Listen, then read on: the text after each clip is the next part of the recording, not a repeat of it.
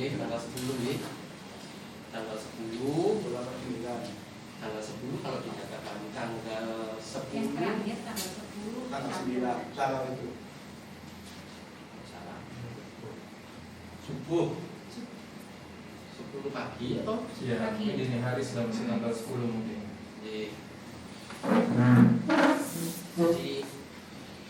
kemudian dari hasil pemeriksaan gitu ya, diputuskan dari hasil pemeriksaannya didapatkan keluhan-keluhan, kemudian dilakukan pemeriksaan tambahan untuk pemeriksaan darah. Jadi Pak, untuk pasien yang dirawat di rumah sakit, sebelum saya jelaskan lebih lanjut, itu dibagi jadi 3, suspek, probable, dan konfirmasi. Jadi dijelaskan ada suspek, probable, dan konfirmasi. Kasus suspek itu dinyatakan suspek kalau dari pasien ditemukan gejala-gejala infeksi saluran pernafasan ringan, kemudian berada di daerah yang mempunyai potensi menularkan secara lokal, penularan lokal, transmisi lokal. Jadi transmisi lokal itu daerah tersebut sudah bisa menularkan COVID dari sesamanya tanpa harus kedatangan orang dari luar. Jadi kalau ada infeksi pernapasan ringan, kemudian berasal dari daerah, berada di daerah yang dengan transmisi lokal, itu itu dimasukkan di kriteria suspek. Kemudian untuk probable adalah kondisi suspek ditambah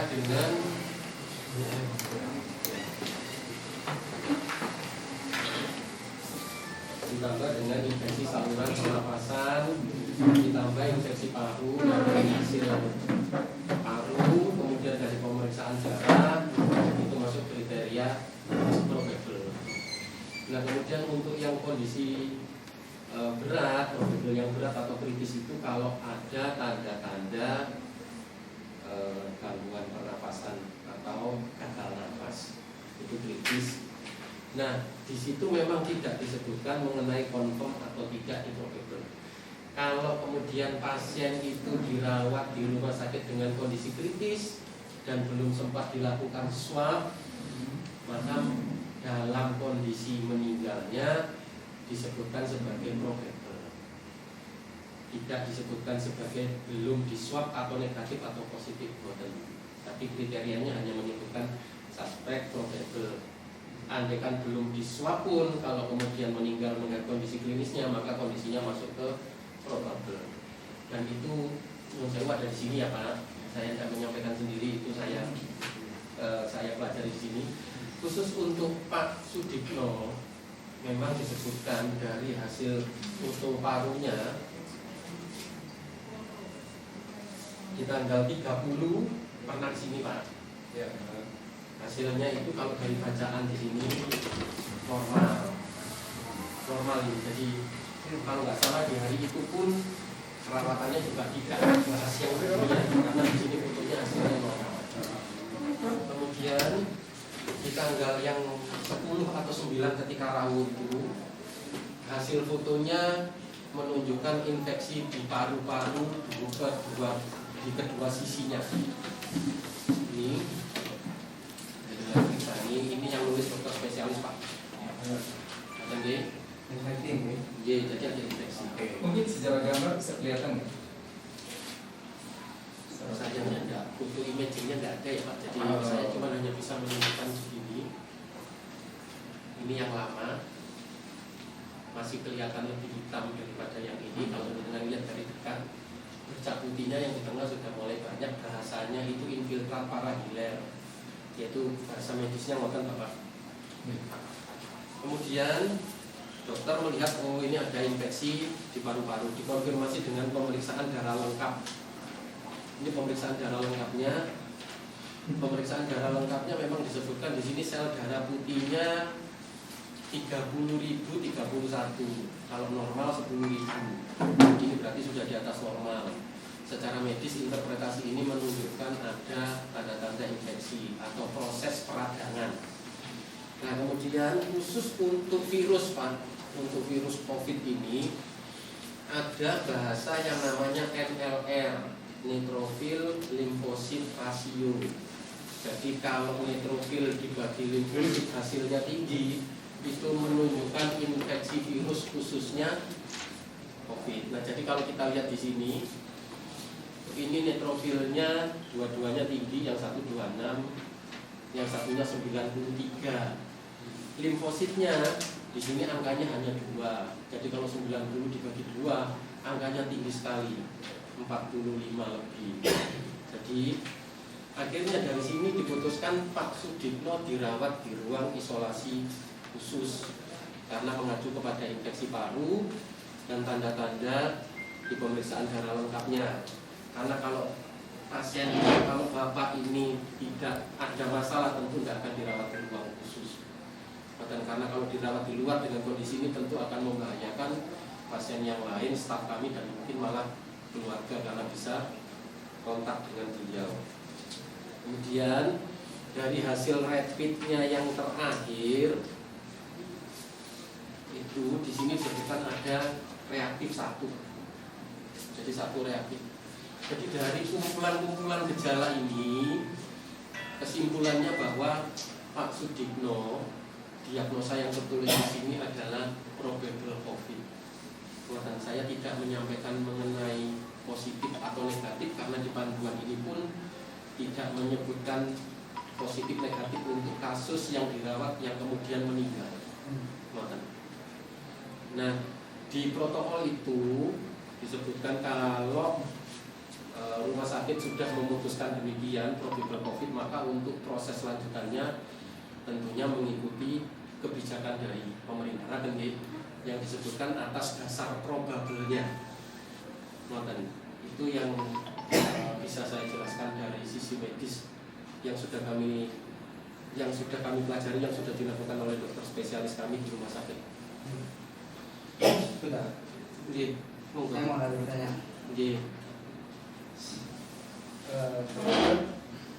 Bisa nggak bilang kalau itu memang gagal ginjal?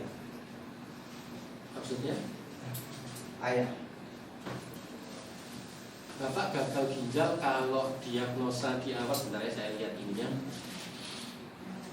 Memang ada diagnosa gagal ginjalnya tuh. Apakah diagnosa gagal ginjal itu selama 6 bulan bisa merusak jaringan yang lain? Kalau paru-paru bukan. Gantungan. Kalau jantung masih mungkin karena membebani, karena gagal ginjal itu akhirnya mengakibatkan kegagalan membuang cairan, pompanya jadi berat, gagal jantung bisa.